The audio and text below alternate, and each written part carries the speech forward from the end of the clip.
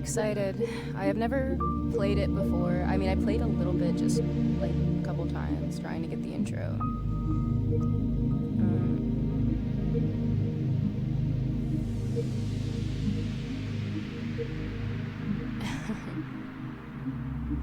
I'm gonna start playing this by now, though,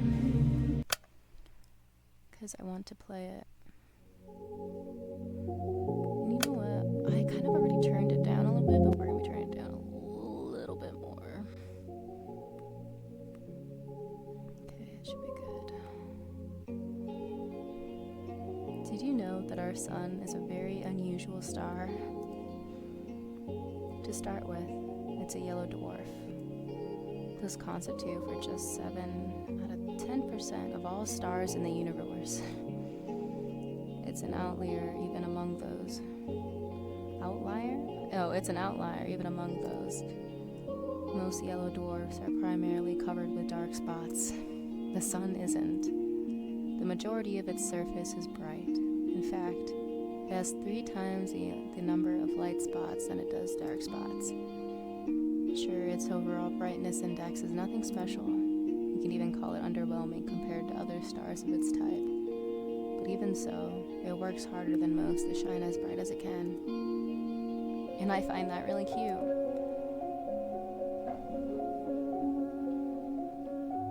I don't remember where I read about this.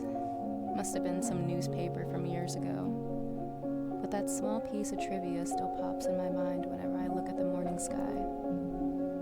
It's not much of a view, to be honest. Not much of a sky. Not much of a sun. I guess that's the kind of region it is. Some people say the sun is just lazing around in our parts. What with the constant snow. For people that go around saying that, well, they clearly haven't read that newspaper. The more I thought about things like that, and the more I learned, the more I realized how incredible everything is. I'm not just saying that to mean amazing.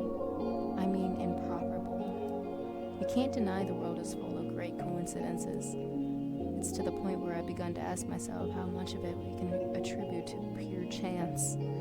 The universe was so kind as to give us both a star and a planet with the perfect conditions for sentient life. Just the slightest fluctuation in the composition of our atmosphere, the size of the globe, or the distance between Earth and the Sun, and none of the beauty surrounding us would exist. Some would call it a miracle. And of course, that's a lovely way to put it. But isn't that giving the world we're living in too much credit? But it's not that I subscribe to the principle or anything. I'm not so arrogant as to believe the universe exists just for our sake. Or rather, I'm not so sure it exists solely to be observed. When a baby is born, it's not preoccupied with how it is perceived. That consciousness need emerges later as the child develops self-awareness. Until that point, its curiosity is aimed at its surroundings. So if anything, it's the opposite of what the anthropomorphic principle entails. We're social creatures, so the need to be observed makes sense for our survival. But to say the universe itself shares that priority, it just doesn't make sense to me. Although, we can also think about it this way. A child is curious about the world because it perceives the world as external. But what if the child is the world? What if all that it could ever observe existed within itself? What can the all-encompassing universe be curious about? There's nothing but itself, so nothing but itself. There's nothing else to care about in the whole wide world.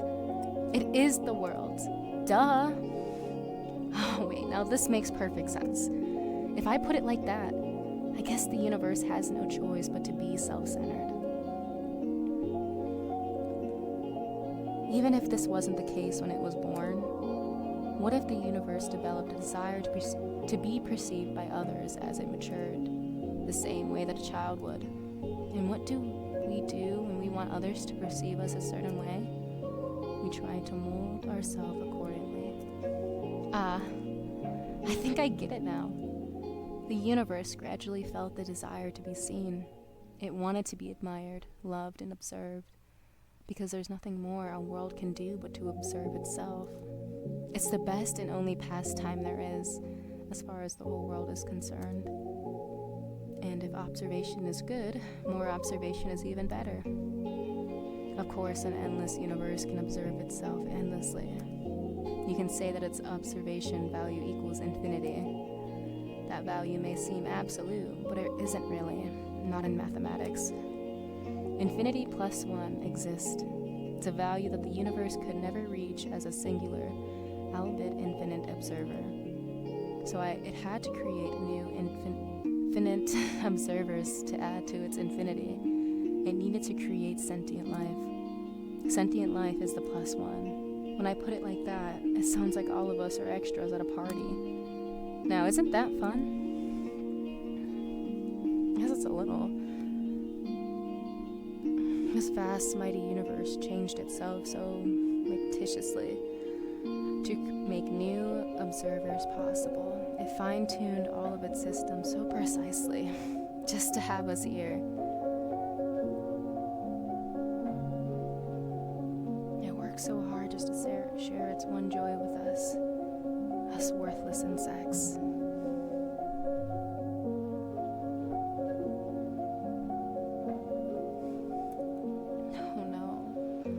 Oh no, this can't be. That's cute. That's really cute. I should have expected this. I should have known the infinite universe would be infinitely cute. This world truly is a wonderful, wonderful, wonderful. Wait, fuck. I mean, oops. This world truly is wonderful, wonderful, wonderful. Oh. Iria Josiah is missing? I probably said that wrong. Huh? I look up from my desk. A low hum runs through the class.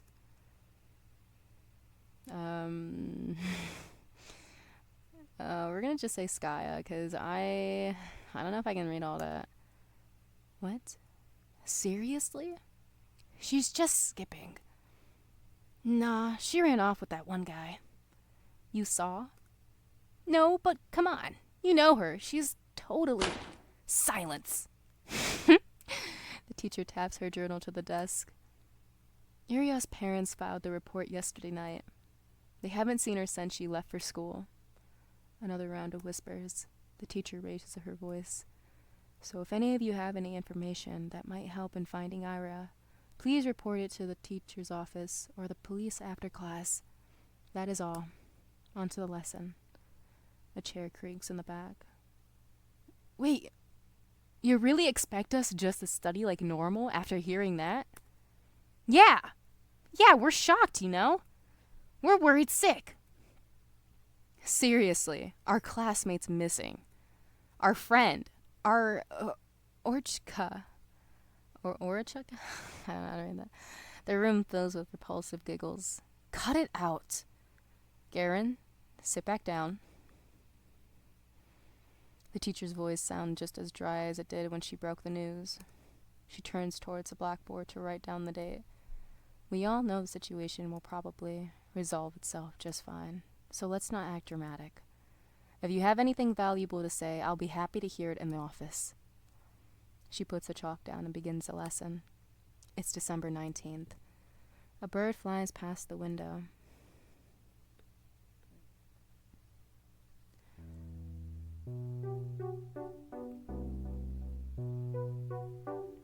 Disappearance? Give me a break. Aren't you supposed to wait 3 days or something? That's a myth. You can file a missing report whenever, especially if it's a kid. Oh yeah? Hey, let's report each other as missing and see who they find first. Ha! You're on! I know, but seriously, what's with the sudden hubbub? She didn't come home? Big deal. I thought wandering off was her whole thing. Right? That's just Josh Skya for ya. But her parents just want some attention. Like they need any more of that. I mean, I've heard of some weird cases. Yeah, never say never. Crazy is genetic. You think she's in some crack house now? No way. Do we even have any? I wish. At least there'd be something fun to do. Honestly. Hey. What? She's like for sure with that guy, right?